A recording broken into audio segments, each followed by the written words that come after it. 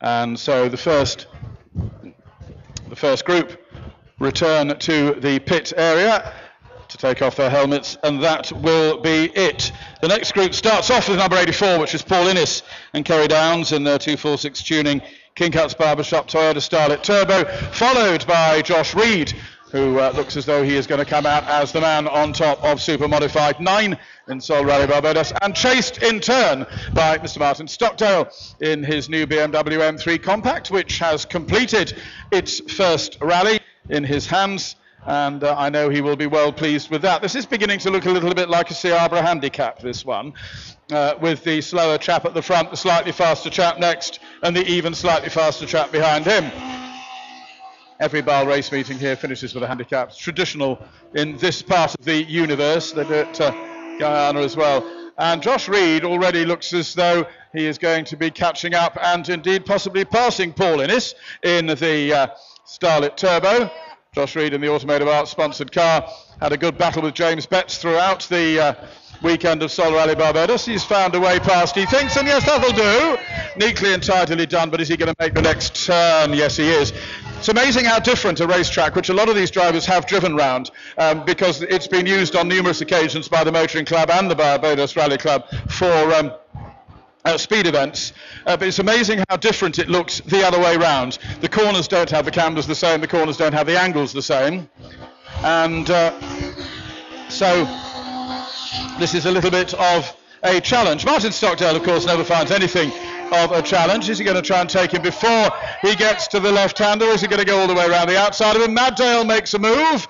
Maddale keeps the foot in. Maddale's BMW M3 goes all the way around the outside, and now he's going to lose it. Going into Shelby Power Turn, off onto the grass he goes. Manages to keep the foot in. You're not really meant to be on the grass, you know. The little Starlet Turbo is still sort of there. Stockdale finds another little bit of grass, but that is not too much of a problem for him. And so that was that. Yes. Now, you've got to take one of those cars out. You need a bit of shuffling there because we have to have the three Ws out together, obviously. But I get the impression that Sean Dowding is down there writing the script. Automotive Art livery also to be seen on Eddie Corbin's car. Looks as though they're going to win two groups in Sol Rally Barbados this year. Eddie Corbin, the leader of Modified 7 since the start. The Beamer is Raymond Gill, who was the Zero car last year.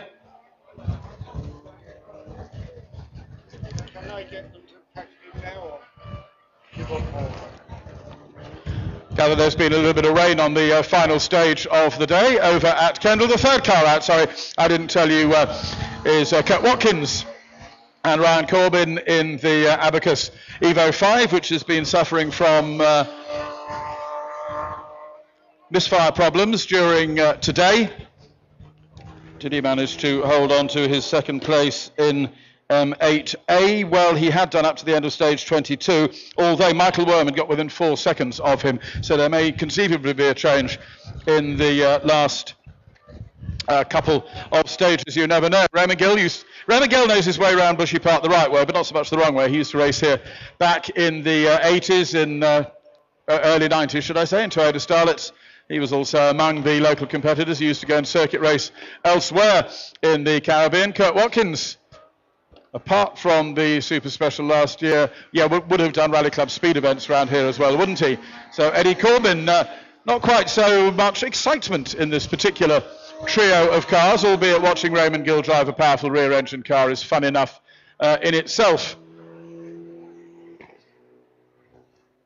What is Evo does sound a little bit on the quiet side.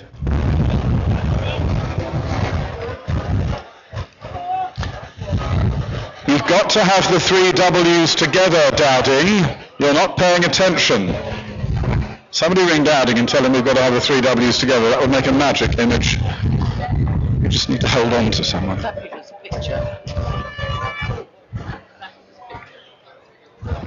And so, back into the pits has gone Eddie Corbin, Raymond Gill, and Kurt Watkins.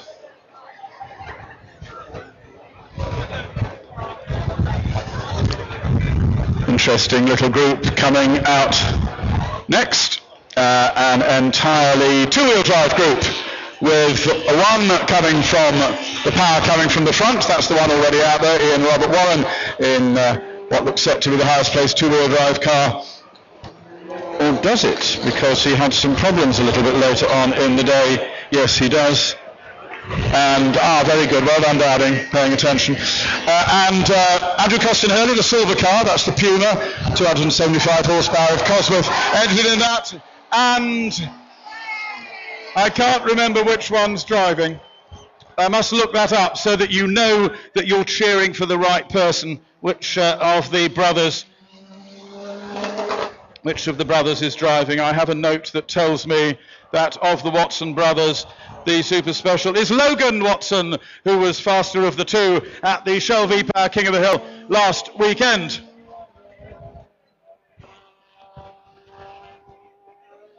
And so through the timing beam already has gone Ian Warren, and now so too has Andrew Costin-Hurley. What timing beam, says Logan in the Escort. Right, left a bit, left a bit, left a bit, right a bit, right, foot down again. Ian Warren pressing on, could potentially have had a challenge from Cliff Ruitt over the weekend if things hadn't started to go wrong for Cliff yesterday, and they'd gone even more wrong for him today. Andrew Costin-Hurley with co-driver Sean celebrating his 25th wedding anniversary, and into the pits goes Mr. Warren. Oops. And down to the tyre shop go Logan and Rhett Watson.